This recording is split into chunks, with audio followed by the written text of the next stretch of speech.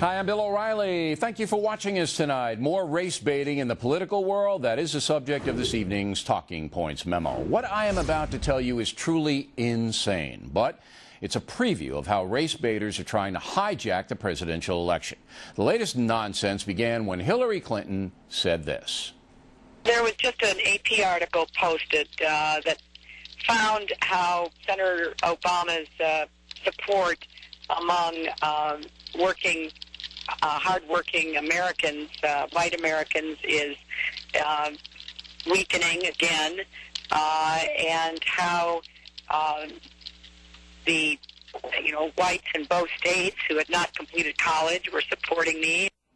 Well, you would have thought Hillary had just signed up with the KKK instead of stating a fact. One of the most vicious race baiters in the country is this man, Washington Post columnist Eugene Robinson, and he promptly wrote, quote, "Here's what Hillary is really saying to party leaders. There's no way that white people are going to vote for the black guy," unquote. Despicable. But that's what Robinson does all the time. He spins any statement that involves color into an accusation. The guy is the lowest. Now, far-left fanatics are setting up a scenario that will brand anyone a racist who brings white demographics into the presidential race. These loons believe they are doing Barack Obama a favor by employing that vile strategy. But they're wrong. Senator Obama himself is now under attack by crazy militants who object to his criticism of Reverend Wright. In the Philadelphia Daily News, a so-called reverend named Derek Wilson actually wrote this after Senator Obama criticized Wright, quote, "Playing the role of the House Negro in this Wright tragedy is Barack Obama," unquote.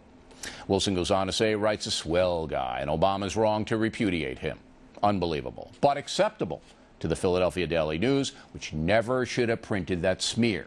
That, ladies and gentlemen, is true racism, calling someone a House Negro. The double standard surrounding racial politics is simply astounding. Black voters are breaking about 90% for Senator Obama. Are you telling me there's no racial component in that plurality? But if the Clintons point to a white voting pattern, they are demonized. Talking Points is tired of this garbage, tired of race baiters using false accusations as clubs to intimidate and diminish. There is racism in America, and it is brutally wrong. But crying race wolf every 2 minutes is un-American and unacceptable, and it will be challenged here. And that's a memo. Now for the top story tonight, another view of this. With us now, Dr. Marc Lamont Hill teaches at Temple University and is a Fox News analyst. All right, where am I going wrong here? Oh, everywhere. I mean, there are a few things that are actually that are right about what you said, but most of them aren't. Eugene Robinson, for example, I think is absolutely right to call Hillary Clinton out on her statement. I mean, the reality is that she's playing to white anxieties around race because she knows that if she talks about race, it gets white people stirred up and they won't vote for Barack Obama. Let me stop you there. The exit polls in Indiana and in North Carolina said exactly what Hillary Clinton said. Exactly.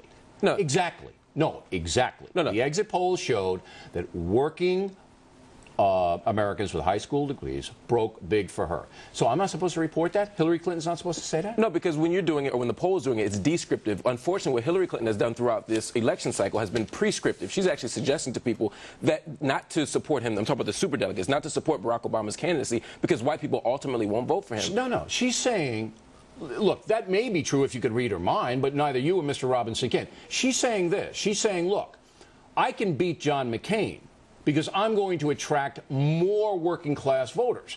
That's what she's saying. Right. That's what's in the text, but you're ignoring the context. The point here is that Hillary Clinton and Bill Clinton have always sent smoke signals to white voters that stir up racial anxieties. I don't know what smoke signals are. I never got a smoke signal. Well, you got to pay closer attention to the signals. Bill, look in South Carolina when he mentioned the Jesse Jackson thing. But that's a historical reference to the fact that Jesse Jackson won the state, so why should anybody be surprised that Barack Obama won? That's, again, text without context is pretext. That's the context. No, but the other context is when you compare someone to Jesse Jackson, it racializes Barack Obama's candidacy, and as long as Barack Obama is seen as a black candidate. Fact. No, but as long as Barack Obama is seen as a black candidate, by who sees Barack Obama as a black white voters.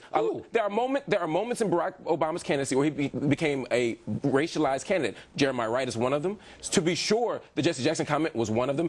And when that happens, it stirs white voters up. It doesn't make any difference if somebody sees him as a black candidate someplace. Hillary Clinton, absolutely. Bill O'Reilly, Dr. Hill, we are all entitled to report the truth.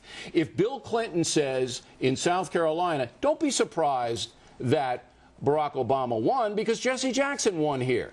That's a historical truth. If Hillary Clinton says, look, exit polls show that a certain group of white Americans are voting for me, therefore I think I'm a stronger candidate, that's taken from the exit polling. Those aren't racist statements. No, they're not racist statements. They're not racist. No, what you're doing is you're extrapolating the worst possible context because the Clintons from have given these the things. Clintons. If you talk about history, the Clintons have given us every reason to extrapolate the worst possible. Not context. to me, and I'm not a big Clinton supporter. No, I've never seen that. No. But along race lines, I think you're missing the point here, Bill. Look, he went to Harlem to form his office there so he could do reaching out to African Americans. I mean, come on. No, to reach out for their votes. Historically, the Clintons have always played on white and black racial sensibilities. You got Bill Clinton in church clapping on beat, trying to attract black voters. He's on there sitting hall. That's what politicians do. Absolutely, and they manipulate racial sensibilities. Black and white folk do it. But at this moment, I'm talking about Hillary Clinton, and I'm saying the way that she is doing it is very dangerous, not just for this conversation, but for the party itself. She can't win the election, but she's alienating white voters from Barack Obama. I don't think so. I don't think there's one white voter in America that Hillary Clinton could alienate from Barack Obama. Not one. Oh, I mean,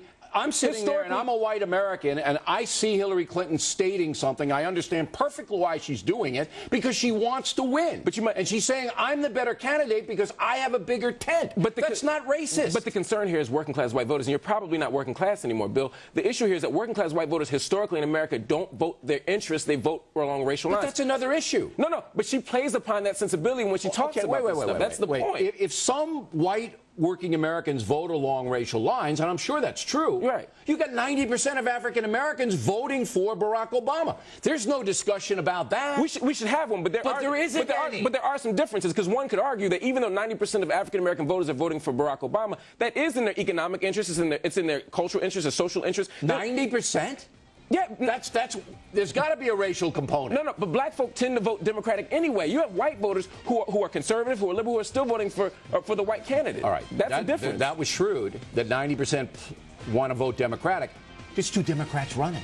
Absolutely. Yeah. And one's getting 90%. But early on, they were split. No. Early on, they were split 50-50. If you remember, about a year ago, they were split both ways. It was after Barack Obama seemed viable. It was after he offered an economic plan. No, it was after the Reverend Wright thing. That backlash. No, Bill. But South Carolina happened before Jeremiah Wright, and black folk came out in droves for him. All right. Good discussion. Good debate. That's why we like you. I like you too, Dr. Bill. Hill. Next.